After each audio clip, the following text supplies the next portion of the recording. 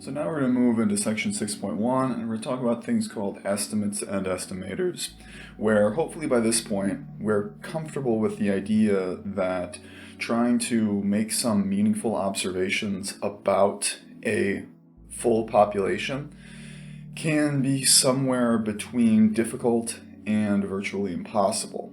Not because necessarily we can't or don't want to get every single thing, but that sometimes every single thing is a lot. And if we want to talk about a population mean mu or standard deviation sigma or proportion p or any other parameter, either if we want to get everything in there, we want to be talking about a very small group, or we have to open ourselves up to the fact that the information we get is probably going to be out of date the second we actually observe it, in its totality anyway.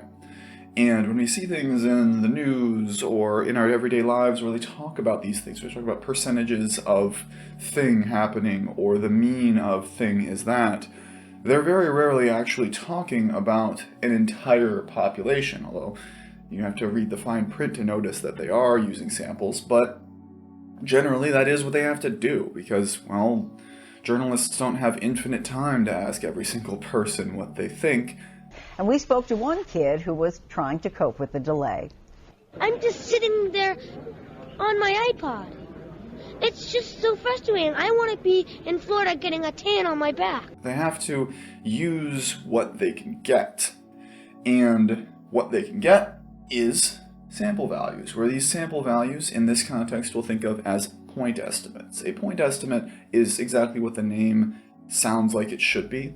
It is a single value used to estimate another single value, where if we don't have parameters, if we don't have values like mu or sigma or p, which we often won't because they're hard to get, we can use their sample counterparts as the point estimates. They're our best point estimates usually, that x bar is the best we can do for mu and s is the best we can do for sigma and so on.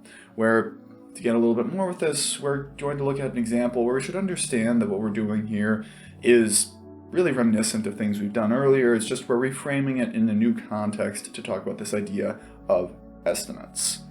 So for this example, we have that a researcher is collecting data about college athletic conference and its student athletes. A random sample of 40 students is selected and their numbers of hours spent on required athletic activities for 1 week are recorded using that table of data below, which seems like quite a lot to me, but I was a student athlete. So we want to find a point estimate for the population mean mu, the mean time spent on athletic activities.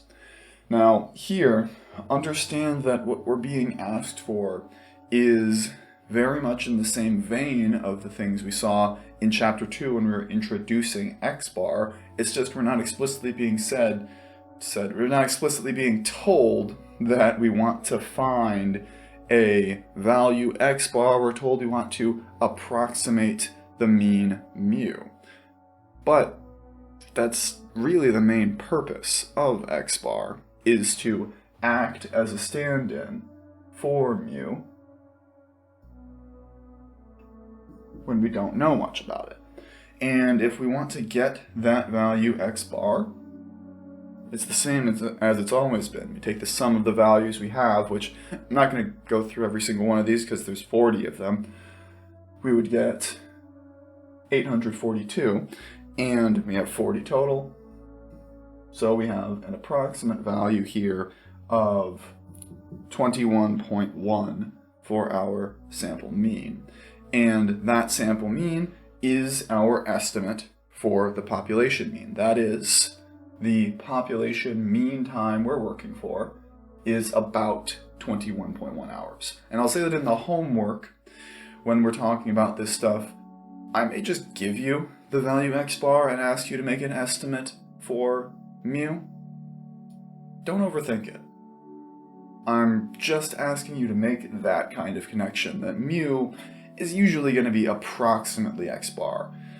Now, we've also seen that there are lots of ways that this can go wrong. That when you're drawing a sample, there's no guarantee that a sample is drawn effectively or meaningfully.